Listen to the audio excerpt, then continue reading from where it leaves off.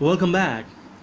Here I am with the explanation of a new poem to you, which is titled The Ball Poem and is written by John Berryman. So let's proceed. What is the boy now who has lost his ball? What is he to do? So the poet here starts this poem with a question. He wants to know the frame of mind that the boy is in after losing the ball. Because for a boy, for a child, an item of play is the most important thing. And when a child loses his favorite object, he becomes very depressed. So the poet wants to know what is going on in the mind of the boy who has lost his most important thing. What is he to do? And what is he going to do now? What is he supposed to do now after losing this? I saw it go merrily bouncing down the street and then merrily over there. It is in water. In the water. So it says that he saw it go.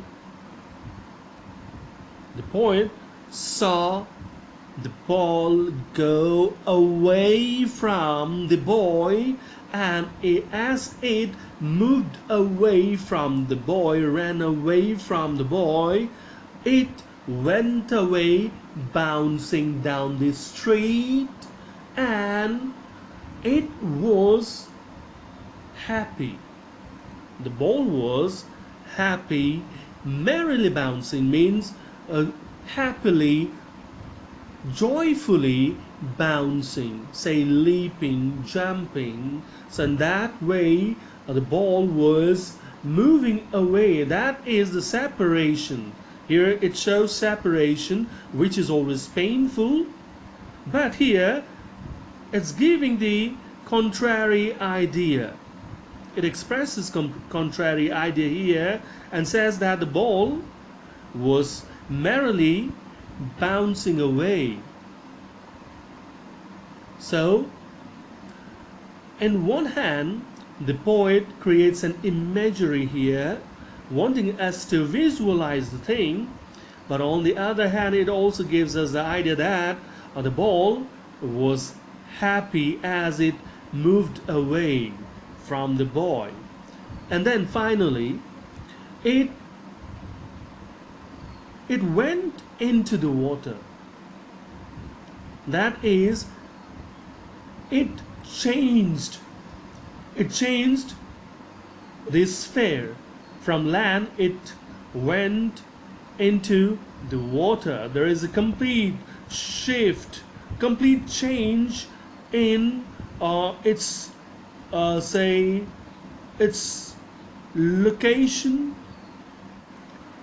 No use to say, oh, there are other balls. An ultimate shaking grief fixes the boy as he stands rigid, trembling, staring down all his young days into the harbor where his ball went. So the poet says here that there is no use. It's useless. It's futile to say, to remind him that there are lots of other balls. There are a lot of other balls out there. You can get you can get another ball very easily.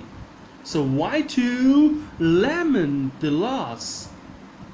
But saying this is useless, is futile, because the boy is in the grip of sorrow. He is in the firm grip of grief.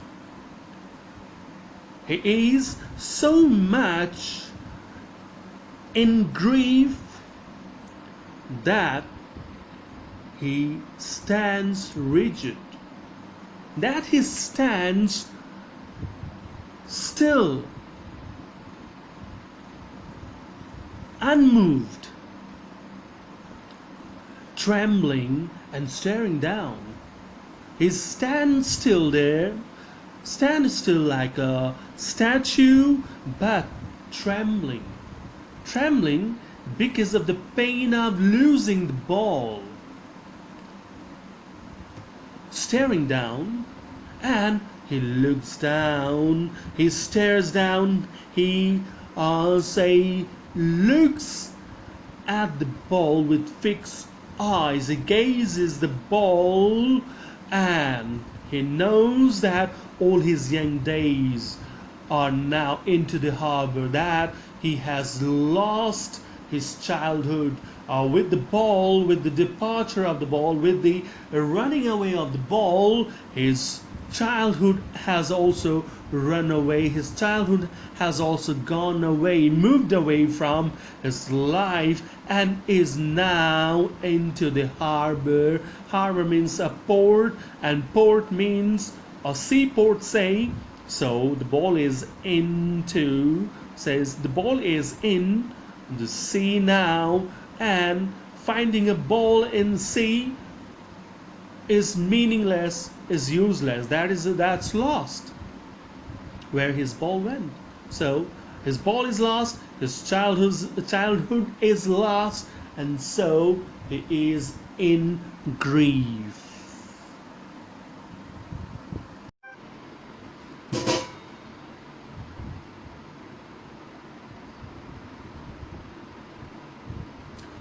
I would not intrude on him. A dime, another ball, is wordless. So the poet says here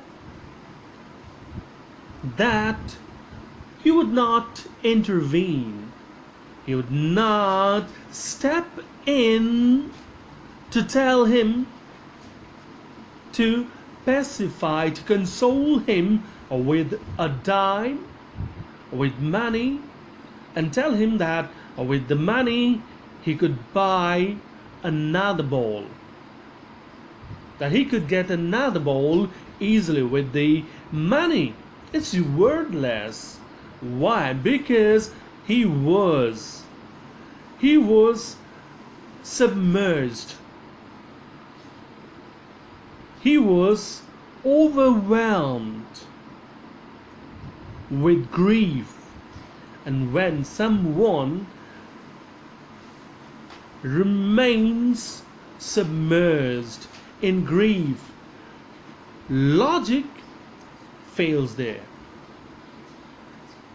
Logic fails to impress there. So he realized that his logic would fail here as he was in grief. Now he senses first responsibility in a world of possessions, and now he has come of age. He has become mature, and first realization of responsibility came upon him.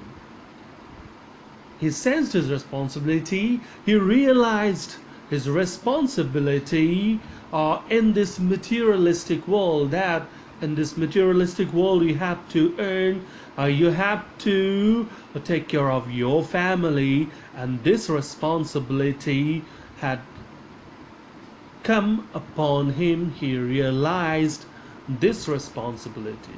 He became aware of this responsibility now, for the first time, for the very first time, because he's now mature.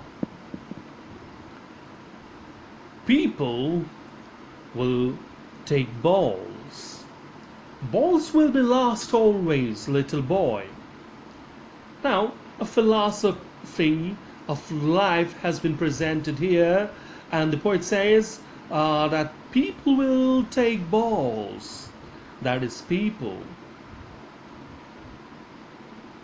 taking birth will come with balls. That is, they will come with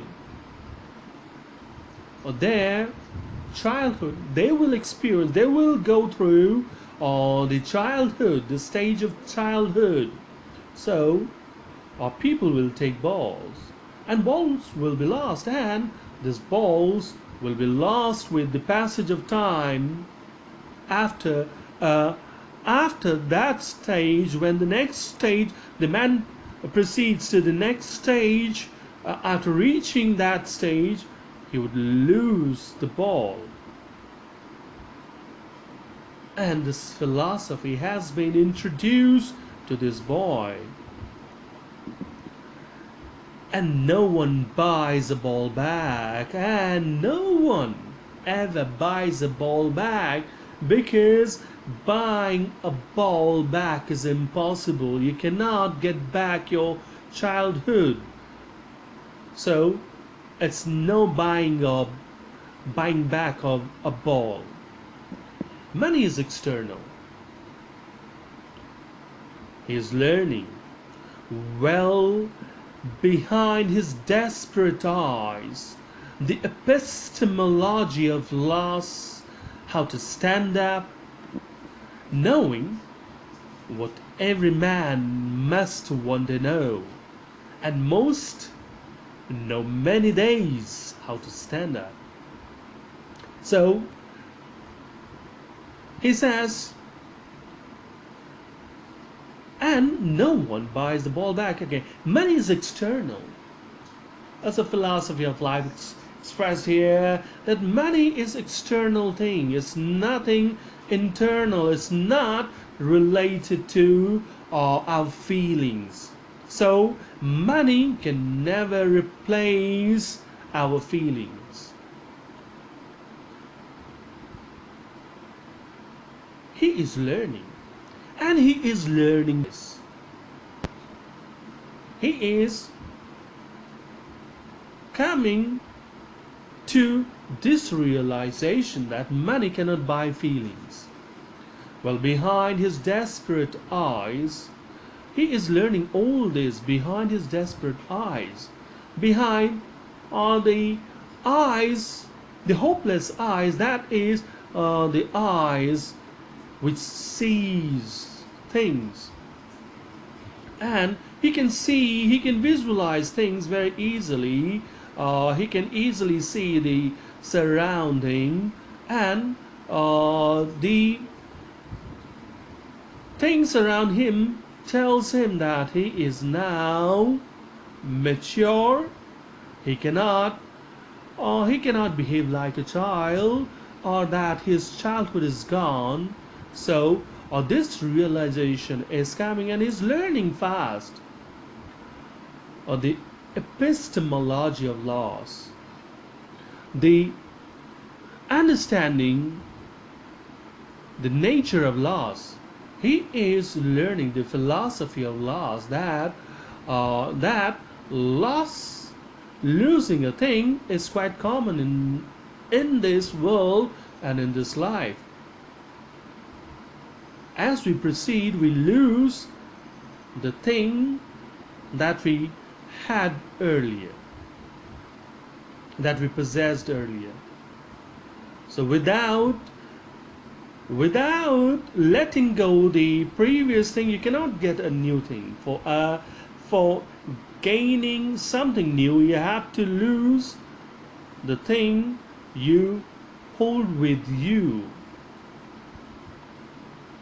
So he is learning this philosophy of loss, how to stand up, and also he's learning fast how to stand up, how to remain firm, how to remain solid in challenging situation, how to remain very much firm, unmoved in a challenging situation, in a desperate situation, knowing what every man must want to know, and most know many days how to stand up. So the child is getting to know everything. He's speaking up. He is learning how to deal with situations in life. And this is something that every man must know one day. Every man must know how to handle pressure, how to deal with a particular situation, and how to be able to take care of the family. And most know many days, and most of the people on this earth know it. They know it for a long time.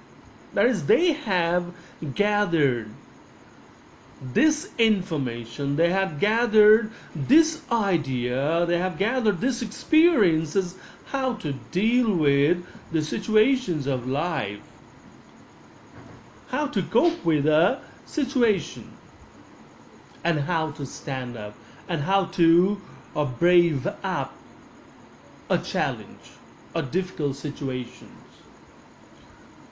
So this is about the chapter, this poem is about the childhood, the loss of childhood, coming of age, and becoming mature, and the idea that with the passage of time you learn, you come to know how to deal with situations, and that the previous things, the past life has to be forgotten, because that cannot be retrieved. You cannot get your past things back. You cannot get your past back. So this is all from the poem. Thank you.